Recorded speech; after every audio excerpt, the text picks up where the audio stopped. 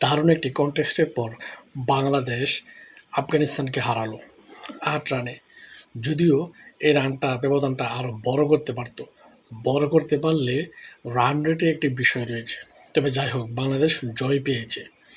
বাংলাদেশি ভক্ত যারা রয়েছে তাদের তো হার্ট ফেল করার মতো অবস্থা ছিল।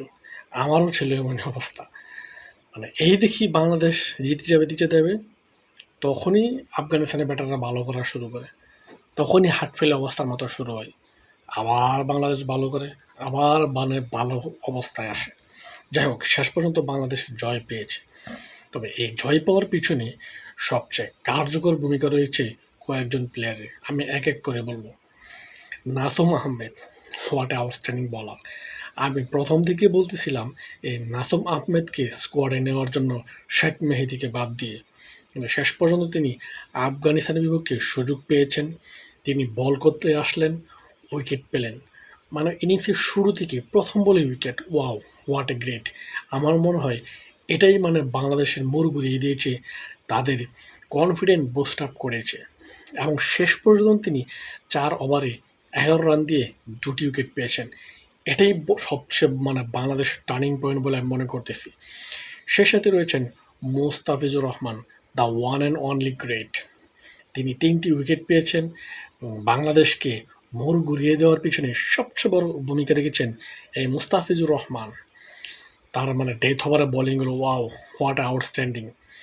সেই সাথে তাসকিন আহমেদও দুর্দান্ত বোলিং করেছেন, কিন্তু শেষের দিকে ওভারটা তিনি যেভাবে ছক্কাগুলো খেয়েছেন, এটি না খেলেও পারতেন।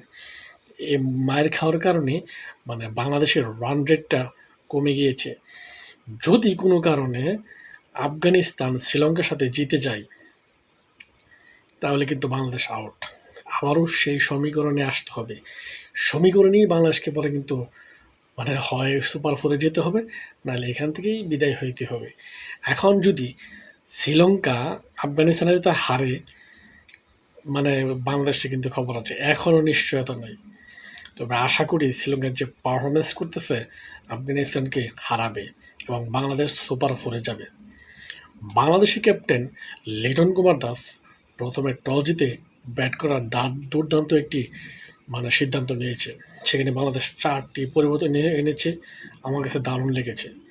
সাইফ হাসান এবং তানজিদ হাসান তামিম ওপেনিংটা শুরু করছে। বাংলাদেশ কিন্তু প্রথম 10 ওভারে 87 রান নিয়েছে মাত্র 1 উইকেটে, এবং শেষ 10 ওভারে রান নিয়েছে মাত্র 64, 4 উইকেট। এটা খুবই লজ্জার বিষয়, কারণ শেষের দিকে জাকের আলী এবং নুরুল হাসান সোহান যদি আর একটু দুর্দান্ত ব্যাটিং করতে পারতো, তাহলে বাংলাদেশের অবস্থাটা আর একটু ভালো পর্যায়ে নিয়ে যেতে পারতো, কিন্তু তারা সেটি করতে পারে নাই। তবে যাই হোক, বাংলাদেশ যে পুঁজি পেয়েছিল, সেই পুঁজি পেয়েই বাংলাদেশি বোলাররা দুর্দান্তভাবে পারফরমেন্স করেছে। মনে করেছে একটা সুন্দর একটি জয় পেয়েছে অবশেষে। যদিও আফগানিস্তানের সাথে দেশের বাইরের মাটিতে বাংলাদেশের টি-20তে জয় ছিল না। তবে আজকে এই জয়টা, তবে এই রেকর্ডটা আজকে বাংলাদেশ ভেঙেছে, লজ্জার রেকর্ডটা তারা ভেঙেছে। তবে আশা করব বাংলাদেশ সুপার ফোরে খেলবে, এবং বাংলাদেশের ক্রিকেট প্রেমী যারা রয়েছে তাদের এটাই সব প্রথম আশা আর কি। এখন পর্যন্ত বাংলাদেশ আশা করি সাপোর্ট করবে শ্রীলঙ্কাকে, কারণ শ্রীলঙ্কা যদি আফগানিস্তানকে পরবর্তী ম্যাচে হারায়, তাহলেই বাংলাদেশ যেতে পারবে সুপার ফোরে।